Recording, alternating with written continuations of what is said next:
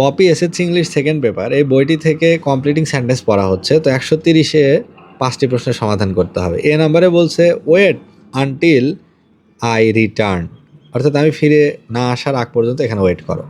B নাম্বারে বলছে it is high time, এটাই উপযুক্ত সময়। উই স্টুড এগেইনস্ট করাপশন, দুর্নীতির বিরুদ্ধে রুখে দাঁড়ানোর এটাই উপযুক্ত সময়। সি নাম্বারে বলছে scarcely had he arrive the station when the train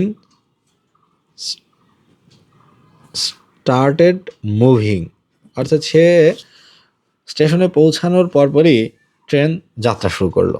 D নাম্বারে বলছে I would rather die than beg, এখানে হবে দ্যান বেগ, অর্থাৎ আমি ভিক্ষা করার চেয়ে কারো কাছ থেকে হাত পাতার চেয়ে বরং মারা যাব। ই নাম্বারে বলছে so it is a wise decision, তাই এটা একটা সঠিক সিদ্ধান্ত। So it is a wise decision two B independent, অর্থাৎ তাই স্বাধীন হওয়ার যে সিদ্ধান্ত এটি একটা wise decision. So it is a wise decision two B independent,